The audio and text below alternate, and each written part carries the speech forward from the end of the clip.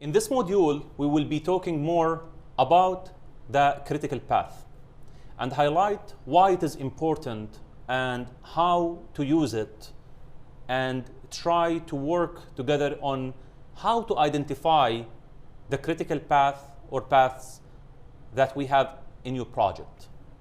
So before we move forward, let's study this project that we covered in a previous module that focusing on calculating the forward and the backward pass calculations, or the CPM forward and backward pass calculations.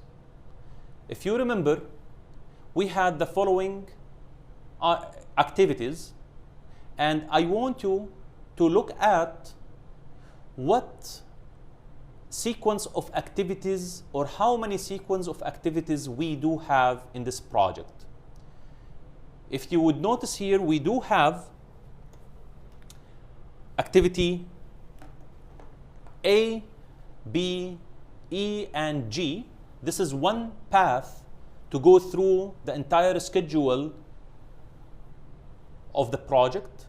Another sequence of activities to go from the start to the finish of the project would be A, C, E, and G. This is the second path. A third path will be A, C, F, and G. And the last path, we can go from start to the finish of my project here, would be A, D, and G. So if I ask you to calculate the duration on all of these paths, we get the following. ABEG will have 18 days long, the total duration of that path.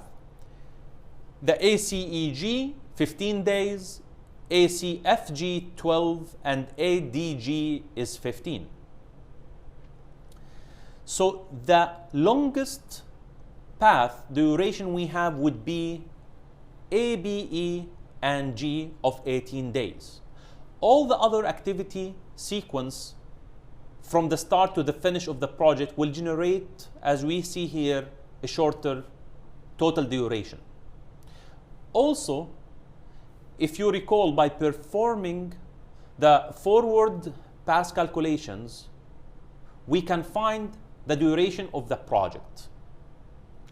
However, the backward pass calculations make it easier for us to identify the longest path of activities at our project, as we saw here.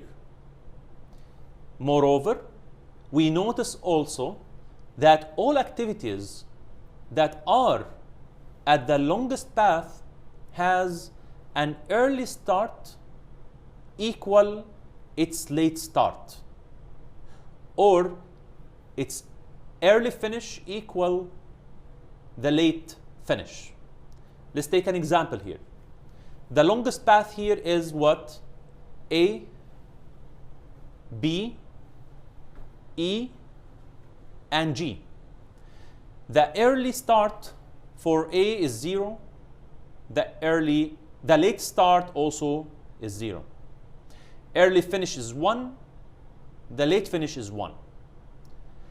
Activity B, 1 equal also 1, the early start and the late start. The early finish equal the late finish. Activity E also 10, 10, 17, 17.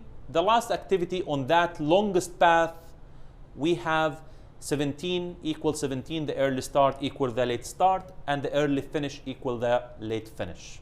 If you notice, all these activities has the same property. So the focus here is that the path with the maximum total duration is called the critical path of your construction project, and its activities also called critical activities. This critical path is very important when it comes to control your construction project. Also, understanding its implications is very essential for irrational management decisions. So again, if I want to define it, the critical path, there is different definitions, but the main definition I want you to remember and take out from this course is the path with the maximum total duration in your project. Now let me explain in more details about some properties about critical path, and to also come into conclusion why it is important. So here we highlighted this is the critical path in yellow.